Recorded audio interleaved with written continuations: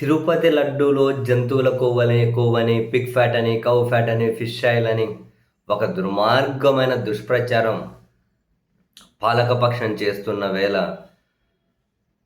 కాసింత బాధ్యత గల పౌరులు ఒక ఇంట్రెస్టింగ్ డిస్కషన్ని నెట్టింట చేస్తూ ఉన్నారు. ఎప్పటి నుంచో మనం చూస్తూ ఉన్నాం. చివరికి ప్రభుత్వ వసతి గృహాల్లో కూడా కల్తీ ఫుడ్ తిని ఆసుపత్రి పాలవ్వడం, కల్తీ ఫుడ్ తిని వ్యాధులు, కల్తీ ఫుడ్ తిని చనిపోవడం అని మీరు, నేను, మనందరం కల్తీ ఫుడ్ బాధితులమే, కల్తీ వస్తువుల బాధితులమే. అసలు వాటి మీద ప్రభుత్వాలు సీరియస్గా దృష్టి కూడా పెట్టవు. ఆహార కల్తీ మీద సీరియస్గా దృష్టి కూడా పెట్టవు.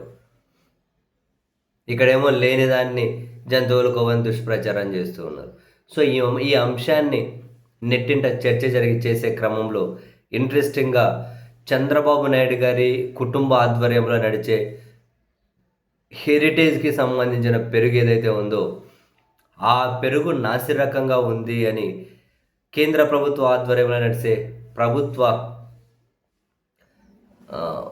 Food safety standards authority of India హెరిటేజ్కి ₹1,00,000 జరిమానా విధించడం, మేము జరిమానా కట్టాము అనే హెరిటేజ్ సెబీ నిబంధనల ప్రకారం స్టాక్ మార్కెట్కు తెలపాలి కాబట్టి, ఎందుకంటే రిజిస్టర్డ్ కంపెనీ స్టాక్ మార్కెట్లో.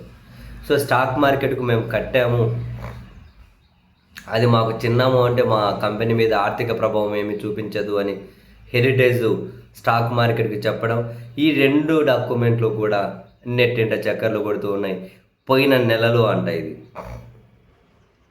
ఏం జరిగింది, టోటల్ కర్డ్ అంటే మొత్తం పెరుగే అని హెరిటేజ్ సంస్థ విక్రయిస్తున్నటువంటి పెరుగు ఏదైతే ఉందో అది నాసిర్ రకం పెరుగని,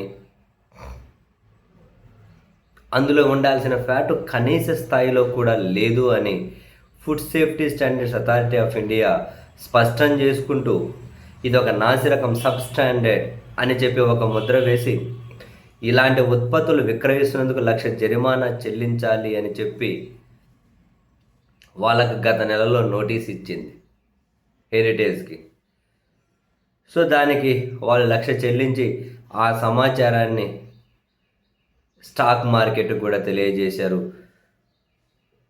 food safety standard authority of India మా పెరుగు శాంపిళ్లను పరిశీలించింది, కాకపోతే నిబంధనల ప్రకారం వాటిలో ఉండాల్సిన కనీస పాల ఫ్యాట్ కూడా లేదని ఆ సంస్థ తెలిపింది.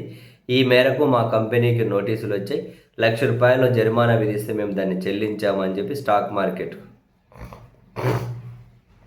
ఎందుకంటే ప్రతిదీ ఖచ్చితంగా స్టాక్ మార్కెట్కి చెప్పాలి అందుకని చెప్పి తెలియజేశారు. వాళ్ళ నోటీసులు ఏమి ఇచ్చారు,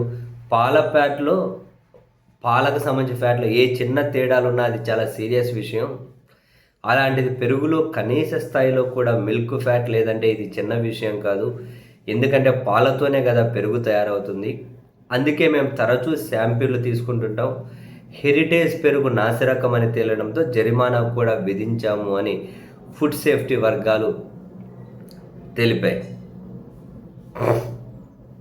సరే, ₹1,00,000 జరిమానా చిన్నదా పెద్దదా అనే కథ పక్కన పెట్టండి, కానీ ఆహార కల్తీ గురించి, ఆహార నాణ్యత లేకపోవడం గురించి, మనం ఒక హెరిటేజ్ గురించి అని కాదు, చాలా సంస్థలు చాలా ప్రోడక్ట్లు అదే పరిస్థితే. నాకు తెలిసి అప్ టు ద మార్క్ ఉండేది అసలు ఉంటుందో ఉండదో కూడా డౌటే, అప్ టు ద మార్కు ఉంటుందో ఉండదో కూడా డౌటే.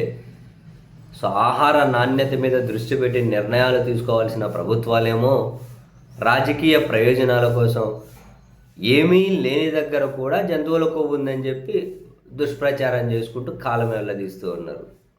ఏం చేద్దాం ఇంకా.